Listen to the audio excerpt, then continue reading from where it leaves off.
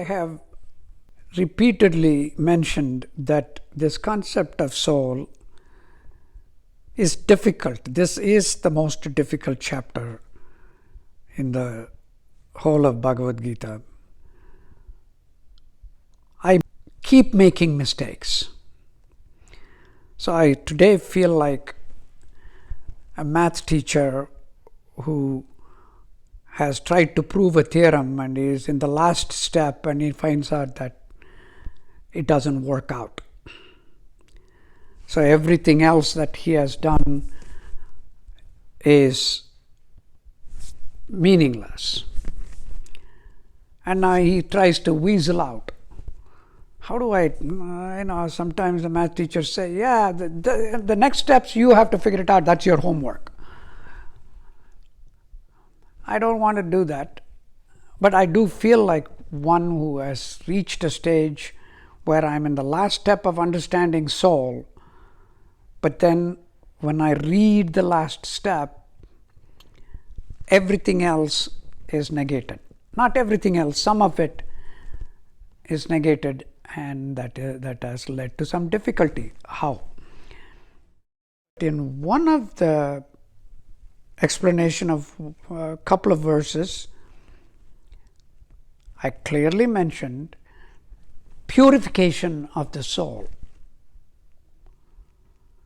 And that is a complete nonsense from what today's verses tell us. They tell us that the creation has no origin and therefore no end, and that creator, when enters this material body, we get a life, but that particular entity that enters us, that is infinitesimal, something that cannot be measured, does not cause any of our actions. It just is an observer. It just stays in.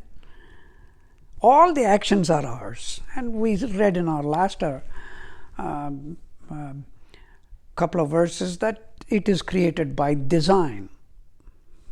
That's the scientific explanation.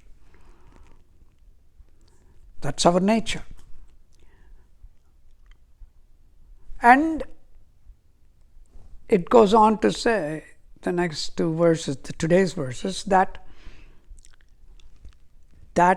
soul cannot be affected in any way. It cannot be changed. Makes more sense than when we say that, there is an impurity. How can divinity be affected by my actions? If divinity is what's residing in me, my actions cannot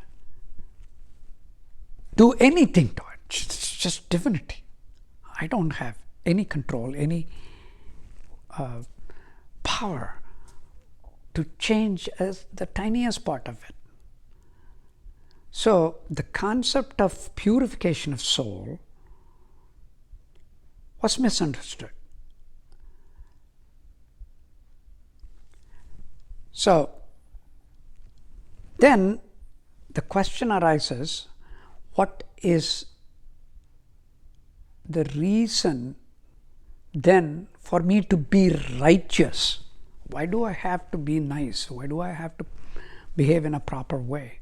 Why can't I be evil?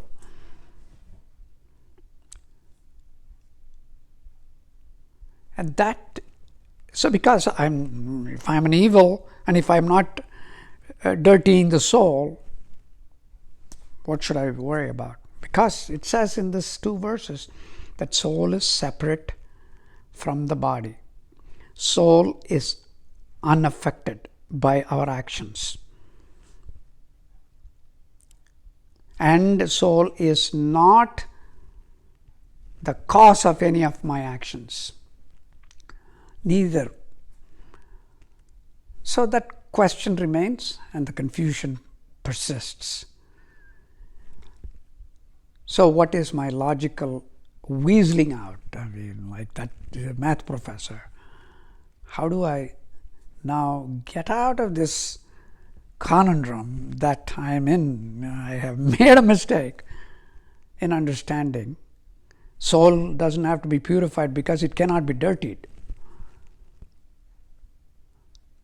I can neither dirty it nor purify it. Both are arrogance if I think I could. So, why should I be righteous? I should be righteous because perhaps, once again, this is today's understanding.